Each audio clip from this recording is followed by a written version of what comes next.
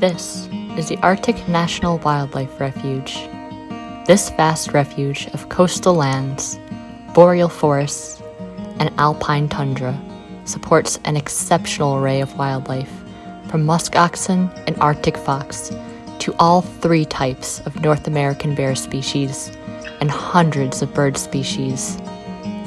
It is one of the finest large intact landscapes and is the only refuge where you'll find the spectacle of polar bears denning and the thunderous annual migration of the porcupine caribou herd, which sustains the communities and way of life for the indigenous Gwich'in and Inupiat peoples who have deep and ancient connections to this land.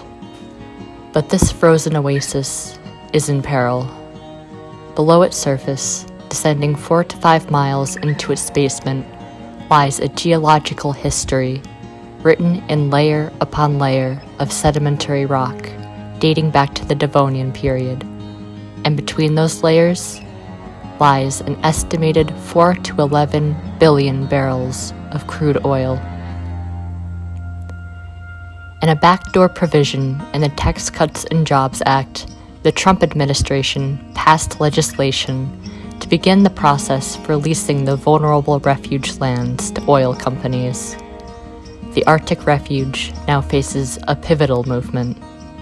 Even as the climate crisis is causing the Arctic to warm at rates higher than any other place on Earth, the landscape faces the threat of drilling.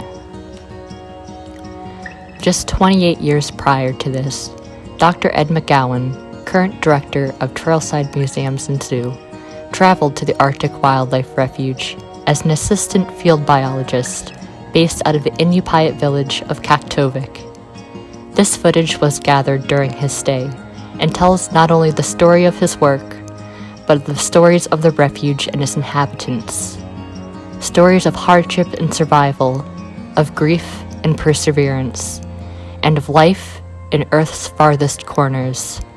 This is the story of what we have to lose.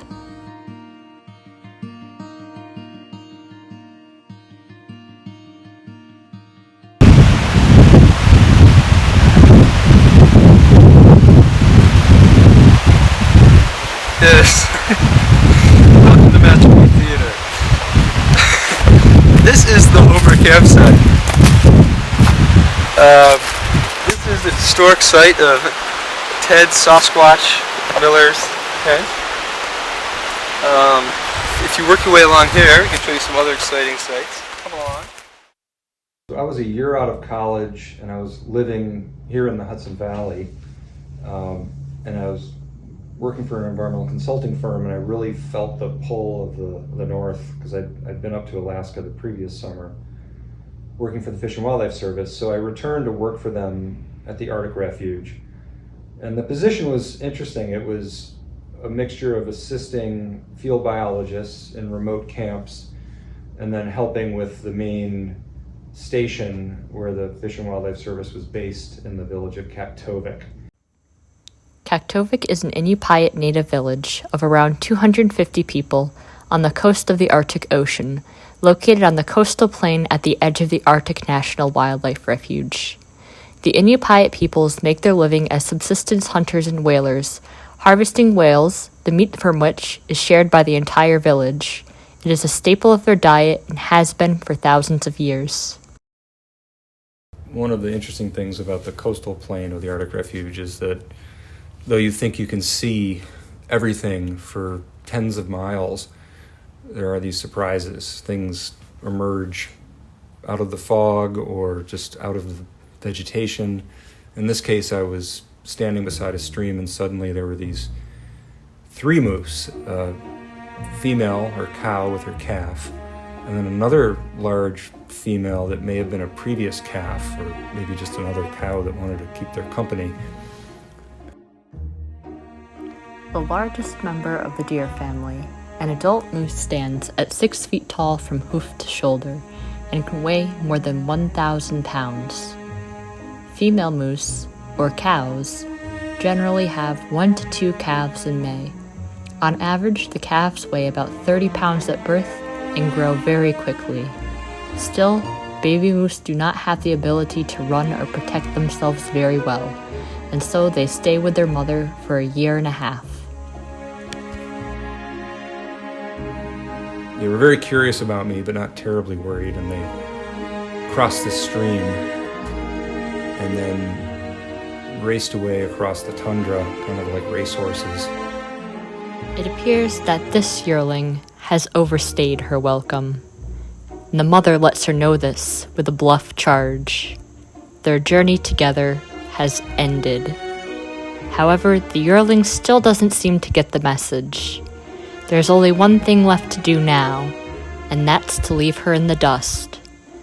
A moose can reach speeds up to 35 miles per hour, and mother and calf are able to quickly do so. If the yearling wants to stay now, she will have to match their pace to keep up with them. Well, you hear about this shrinking world and that there's really nowhere left to explore, nowhere left to... The age of discovery is over and all of that. And I think, we do have these places that are, true wilderness. Much of the wilderness in the lower 48s is, rocky, uneconomically valuable, mountaintop type environments, a lot of the acreage, not all of it. This amazing thing about the Arctic Refuge is that if we could, as a society, show that we value these kinds of places and having them in our collective future over the short-term benefits of whatever oil could be extracted from there, I think that would be, a really important statement towards being more sustainable overall. Because if we're willing to despoil a place like that just for a few oil companies, a short amount of time and, added to our oil consumption, plus all the negatives that come with it, I think that doesn't bode well for our future going forward. So it's an important statement, and it's just a treasure that shouldn't be lost, because it doesn't have to be, and it doesn't make sense.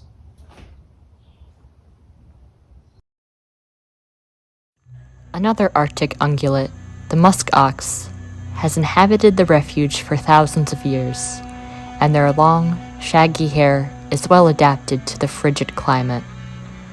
Musk oxen are herd animals, with groups of 2 or 3 dozen animals sometimes led by a single female. Herds use cooperation to deal with predation. When threatened, they array themselves with their young in the middle and the sharp horns facing outwards towards their foes. A cornered musk ox can be a fearsome enemy, charging with its massive bulk and attempting to use its horns to deadly effect.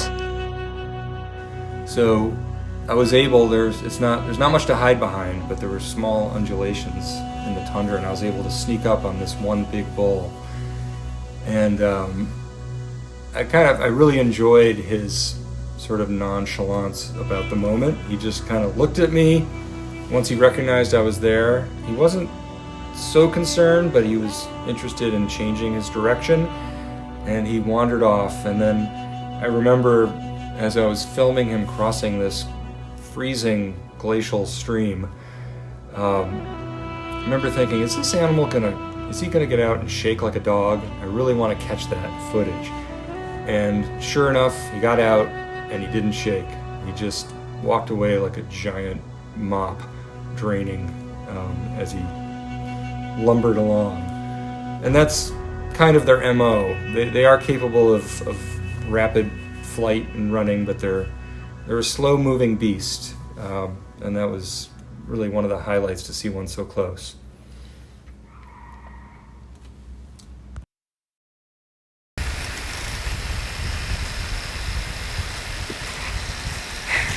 Hey, you're not filming, are you? Yeah, Well, you're gonna waste your film. I'm just getting a panorama here. Yeah, it's a nice one. Wilderness, Alaska.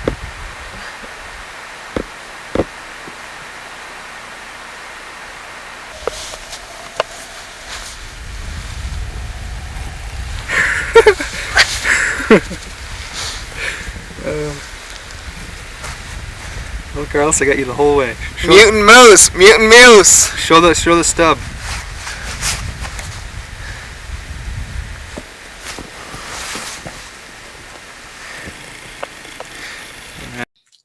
The reason we say the Arctic is warming twice as fast as the rest of the planet is because it started out at a lower temperature anyway, so that we have a lot of snow and ice up there.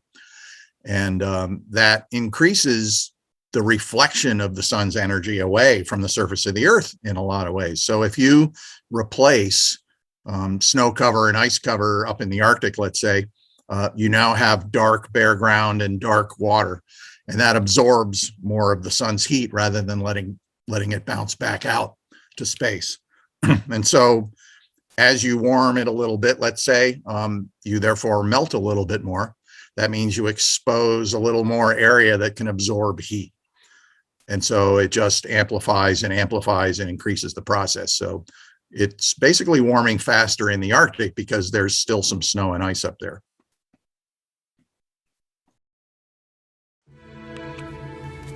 So when you spend a lot of time on the tundra, you kind of become attuned to the sounds around you. And when you hear birds acting upset, in some areas where you have hoary marmots, which are like woodchucks, they start chirping away because they're concerned about something.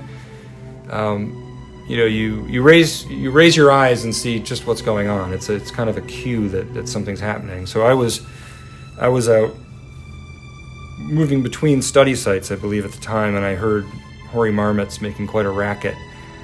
And sure enough, there was this wolverine that wasn't interested in the marmots. He appeared to be foraging on voles or lemmings, and he was very preoccupied. So I was able to sneak up on him and get closer and closer. And I don't know if I was nervous, the footage is very shaky, or I was just trying to, be as still as possible, and it didn't work out so well. But I was able to get about 30 yards from this animal that's really an animal of, folklore and very rarely seen. Mainly because they have enormous home ranges, so the probability of bumping into one is very low. At 4 feet tall and weighing up to 40 pounds, these fierce creatures are the largest members of the weasel family. Still, they're small compared to most of the animals they compete with for food, but a wolverine has no problem standing up to wolves or a bear when a meal is on the line. Their scientific name, gulo gulo, means the glutton, and it suits them well. Wolverine are opportunistic and will hunt live prey, including small animals like hare and rodents, as well as larger animals like caribou that are weak or ill. But they will also scavenge from any carcass they can get their claws on. Frozen meat isn't a deterrent either. An upper molar that sits sideways at 90 degrees lets them rip into ice-covered carcasses. Their teeth are so sharp and strong that they can even eat bones. Once they've got food, they often bury it or save it for later. And, mere hours after a meal, they'll go on the hunt again.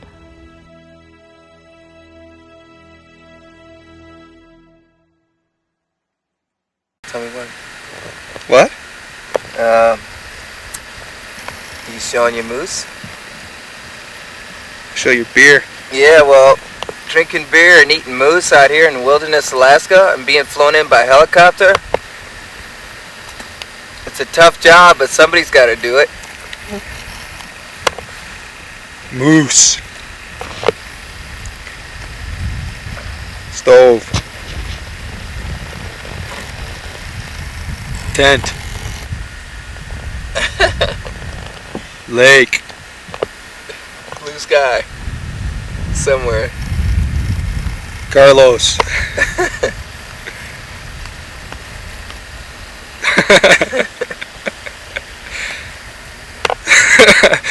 Greasy hair. Wilderness, Alaska. So good here. It's tough. It's a tough job.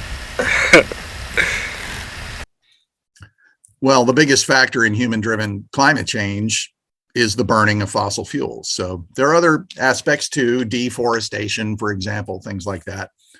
But really, extracting buried carbon that was put underground over millions and millions of years and then releasing it back into the atmosphere skews the balance of carbon content in the atmosphere. So basically, the more we add, the more greenhouse gases are in the atmosphere and the warmer it gets.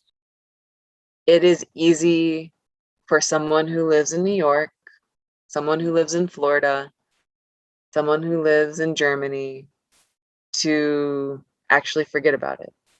To, even if we heard it was going on, even if I do this interview with you today, my day is going to go on, other things are going to come up, and it falls to the bottom of the list. It's out of sight, it's out of mind. And for so many, that's what climate change is. For so many, though, it is their reality.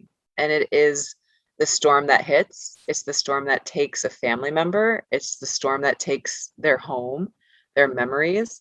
It is racial injustice. It is so many things, and it's deadly. And it's felt differently based on where you live and also based on what your economic level is. So for, I would say, a lot of people living on the earth right now, climate change isn't the first thing they think about when they wake up or the last thing they think about when they go to bed. I was far enough north that the main fox species there was the Arctic fox. And they have a white coat in winter that sheds in summer, and this one, you can see it's shedding its fur. And they're very curious. I don't think this one knew I was there at first, but once it did notice me, it stuck around. And I had another incident with an Arctic fox where I believe I was encroaching on their den area, which they dig a hole in the tundra and raise a litter there. And the fox came at me, and I had a bird book in my hand at the time. I threw the bird book at it to stop it because it was getting very close, and it proceeded to lift its leg on my bird book. And that was my close-range Arctic fox experience. About the size of a large domestic cat, the Arctic fox is the smallest wild canid found in Canada. They are carnivorous and scavengers, and they hunt rodents, birds, and even fish. In winter, prey can be scarce, prompting Arctic foxes to bring out their cheeky sides. They are known to follow in the footsteps of the Arctic's premier predator, the polar bear, and feed on leftover scraps. Their thick fur coat keeps the fox's body at a toasty 104 degrees Fahrenheit, making them capable of enduring temperatures as low as -90 degrees. Their long, fluffy tails act as a blanket, keeping the fox warm when it wraps its tail around its body to sleep. Their feet also have a thick layer of fur, like built-in snow boots. This helps to muffle an Arctic fox's footsteps, making it harder for prey to hear them. And their white coats make it difficult for predators such as wolves, polar bears, and golden eagles to spot them among the ice and snow.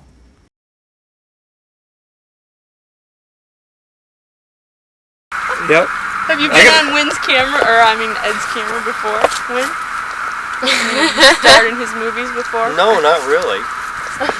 This is where you telephoto someone's face when they're hating you. Ooh. Do you have it on? Too much, huh? Yeah. Oh, well. We'll track that little sucker and we'll get some beeps on there. Here we have There it is. wildlife biologist Winthrop Staples III, famous lynx trapper. Let's see, put the trap radio frequency on there. If I can remember what it is. How about that? I'm getting a zoom up on the SCA. I can't remember what it is. Oh boy, we're important now. one of the big reasons climate denial persists in societies is because there's a lot of money behind spreading misinformation and distrust. But because it's also been now combined with politics, and our political environment is very polarized, it's really hard to change minds across the political divide as well. But it basically can be traced back to the fossil fuel companies paying for misinformation. A lot of things today, I think, have become politically polarized, unfortunately. But when it comes down to it, again, the motivating factor for the pros, the people who support it, and the people who don't, it's, there are people who are generally concerned about the environment. These people are usually not lobbyists, they're the public at large who truly have a concern based on the science that, something needs to be done to save the earth. Then on the other side, you have big business, the Exxon Mobils and all the other giant corporations that make their money off of the way things have been done for years. So fossil fuels, all the other things that are bad for the environment, and they don't want to have to change.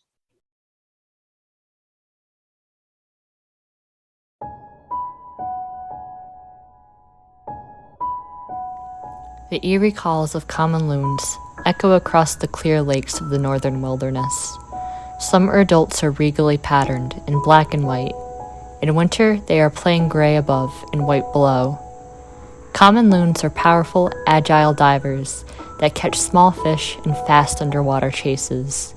In pursuit of fish, a common loon can plunge over 200 feet below the water's surface. And while most avians have hollow, lightweight bones, loons are solid, which aids in reducing buoyancy. Once submerged, common loons can hold their breath for as long as 8 minutes. They are less suited to land and typically come ashore only to nest.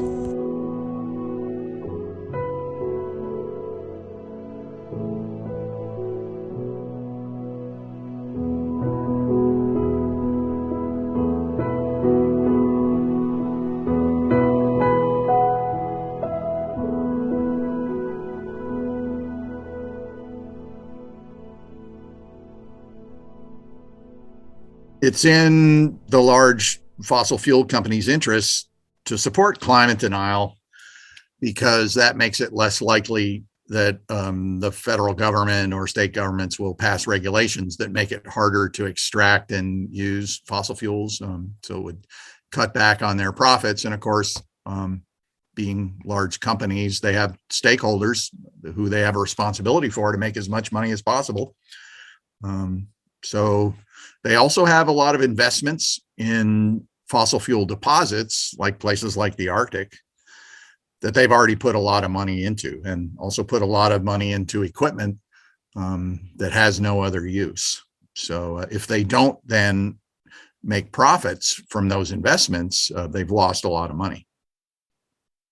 When an organization, whether that be a large corporation, usually it's a large corporation who has a monetary interest and they don't want to lose money.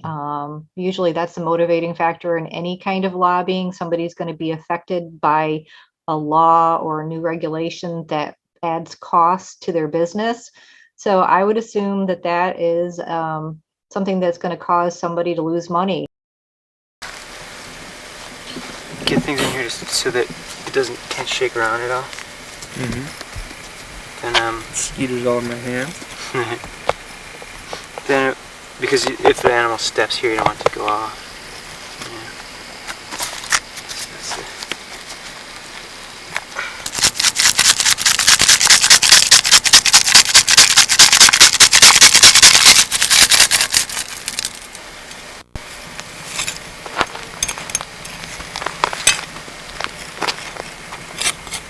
Sure there's nothing under the pan. Close up mosquitoes on your butt.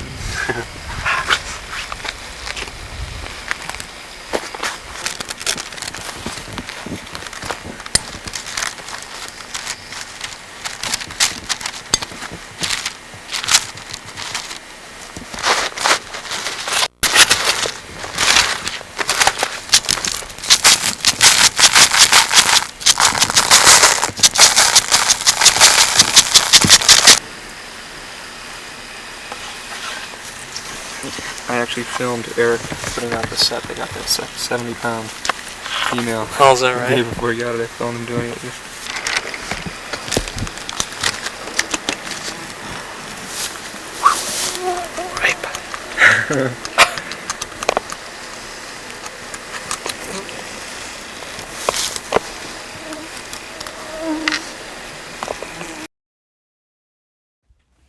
So I had an incredible assignment for 1 week to go out with the refuge biologist and observe wolf dens. And our task was to count how many wolf pups were being produced that year at each den to get a sense of the wolf population.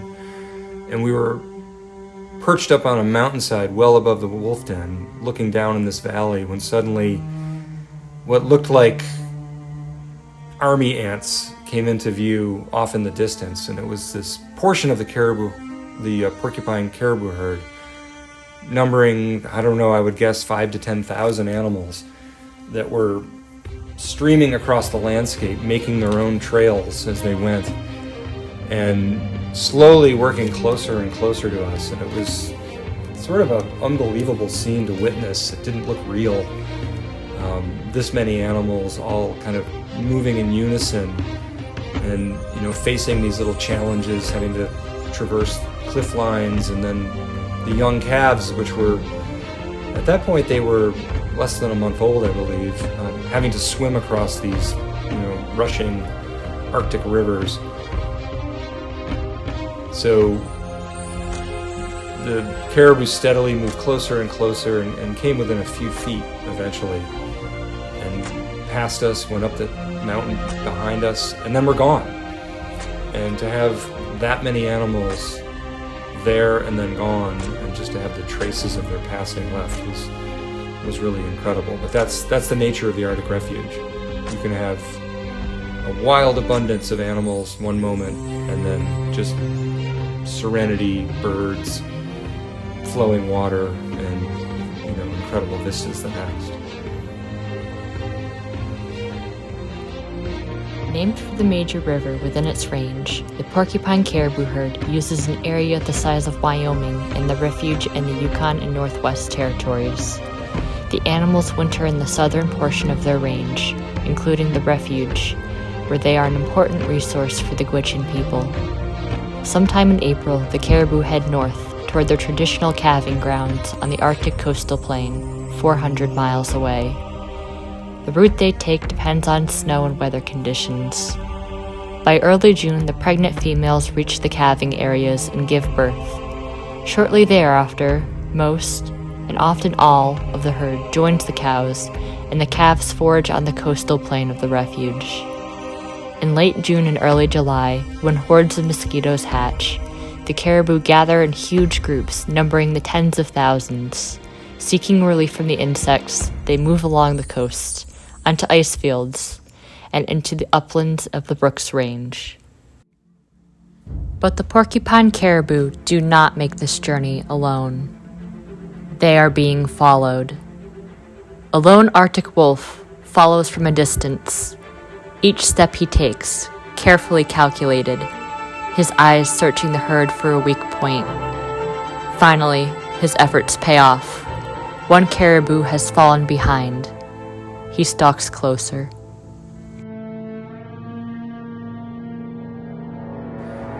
I found myself on the path of this beautiful white Arctic wolf that was heading out, obviously hunting, and it knew I was there, and I knew it was there, but it nevertheless was interested in a lone caribou out in the tundra in front of me.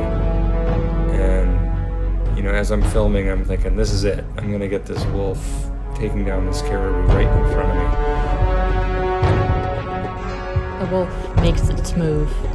Lunging forward at speeds of up to 40 miles per hour, the wolf tests the lone caribou's speed and endurance. The caribou cannot falter now. He must prove to the wolf that he is fit and will not go down without a fight.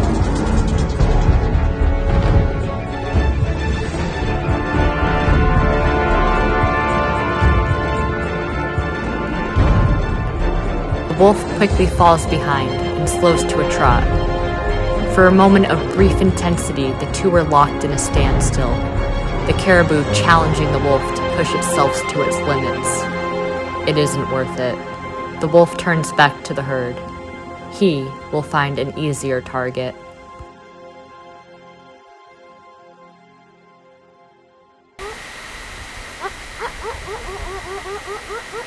This wolf quickly figured out he was too slow and the caribou was too fast. And then he turned his attention back to me, and I never felt threatened by him. He was kind of like a nervous dog. He stayed out in the distance barking at me, and it really made me feel like an intruder, actually, like I shouldn't have been there, and that maybe I spoiled his chances here with this caribou.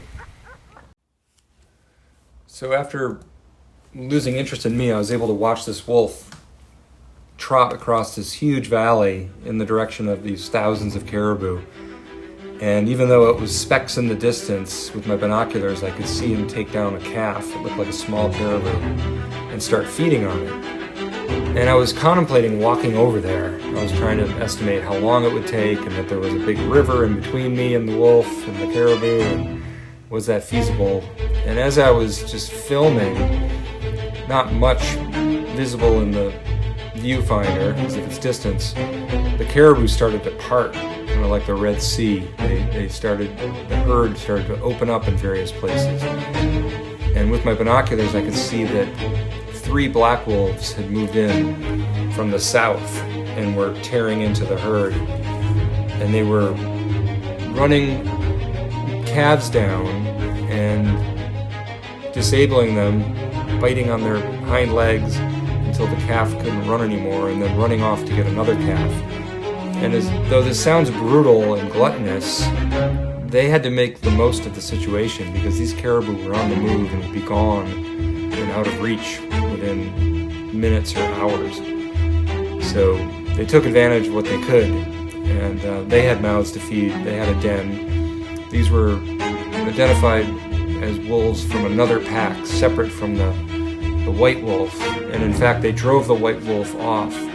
So as I watched this whole thing play out, the white wolf trotted back past me clearly with blood on his muzzle and a big heavy belly from having fed, and he or she, I couldn't tell, was heading back to regurgitate the food for his pack.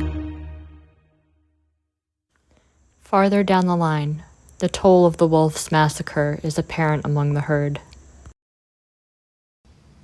So, while observing another wolf den from the side of a mountain in a beautiful, narrow river valley where the den was on the opposite side, the caribou herd had made its way to us through a mountain pass, and it was streaming by in kind of small numbers of 20 here, 30 there, kind of a steady flow of animals.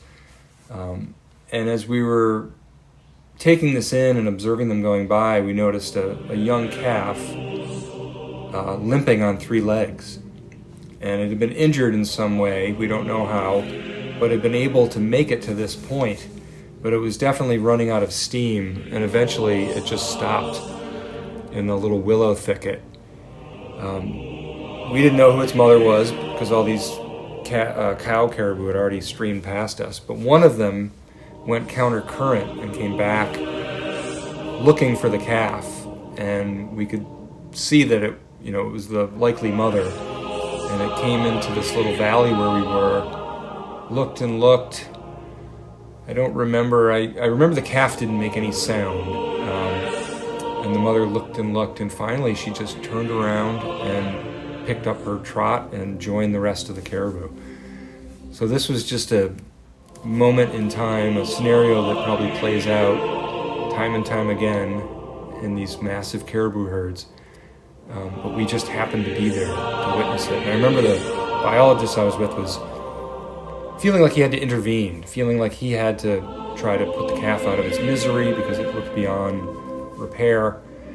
And I remember feeling conflicted about, is that something that's really our role and is necessary? We're visitors here.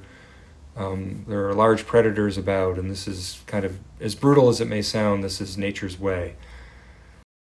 Well, in a wild area like that, If you are then going to be building infrastructure to extract those fossil fuels, that has massive impacts on the landscape, on the wildlife. And there are a lot of migratory wildlife up there as well. And so the human presence there can cause irreparable damage. And on top of that, it's extracting more fossil fuels, which warm the entire planet and warms the Arctic faster than the rest of the planet.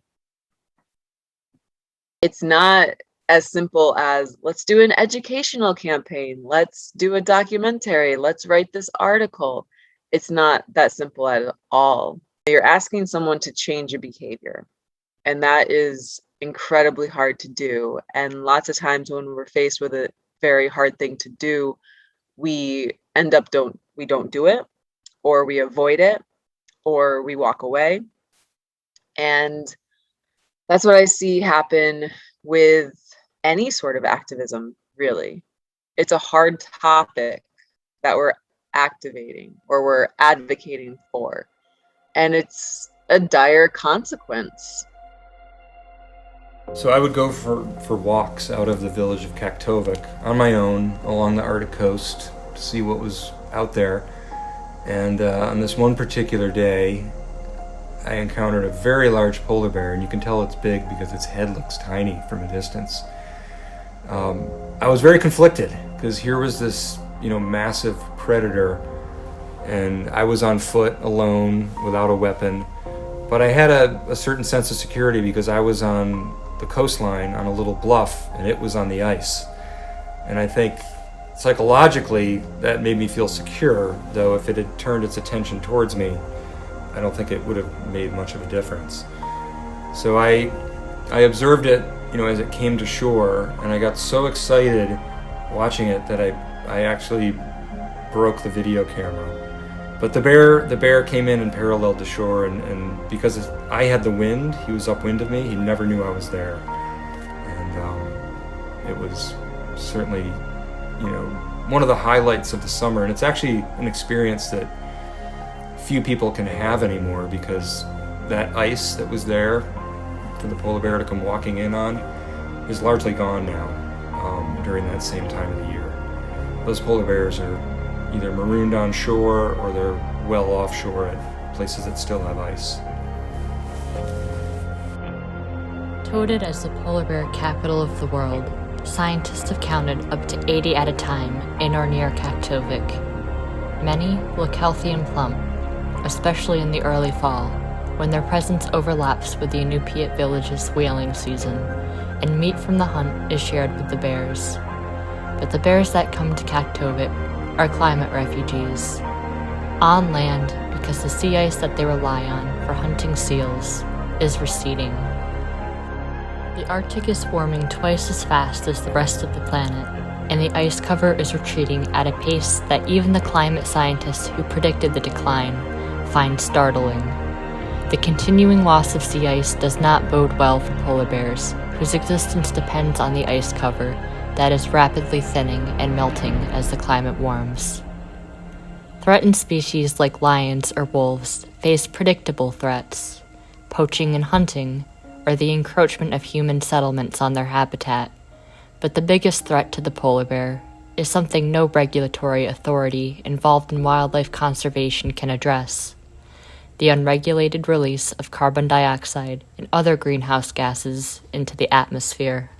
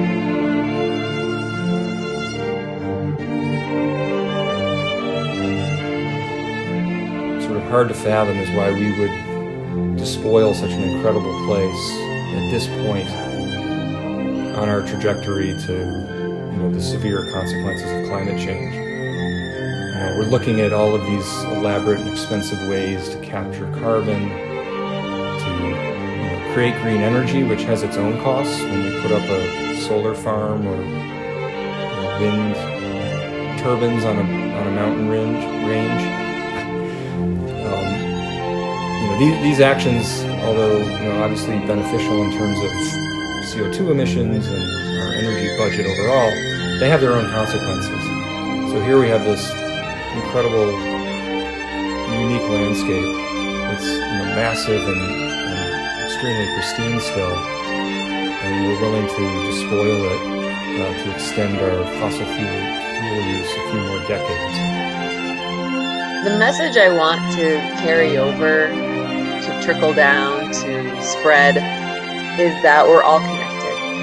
And climate activism is also human rights activism, and it is women empowerment activism, and it is healthcare, and it is education. And I want us to see it as a holistic system, because so much of it has taken a political turn, and it really is not political, even though our country has made it political. It is the air, it's the water, it's the trees. Unfortunately, Western culture has made that capitalism and has made that political since the moment they intruded on North America. Unfortunately, our system of government is not one that works for the average person. Again, lobbyists are generally paid by large corporations to lobby for what their clients want. The average person can't hire a lobbyist, so their voices aren't always heard. And it's not just the voices, there's money behind the voices. So, a big corporation is going to give political contributions to the candidate that does what they want them to do. So if I'm a politician and I want to get reelected, which is their main goal, is to always get reelected, I am going to go and do the things that the person who paid me the most money has asked me to do. And since everyday people don't have money to give to political campaigns, not on the scale that large business does, the large businesses are always going to be in control of what happens, and the little people never really get their say. And that's why I want our systems to be more holistic and more ingrained in the earth. Because if the earth is the first thing we think about in the morning, and the first thing we're thankful for, and the first or last thing we think about when we go to bed, I think we can start to see a cultural shift. I'm hoping as a society, because these are public lands owned by all Americans, that we can understand their value and the urgency of protecting them in perpetuity. They've been largely unchanged for the last 10,000 years, and there are very few places like this. And we have this, one chance to get it right.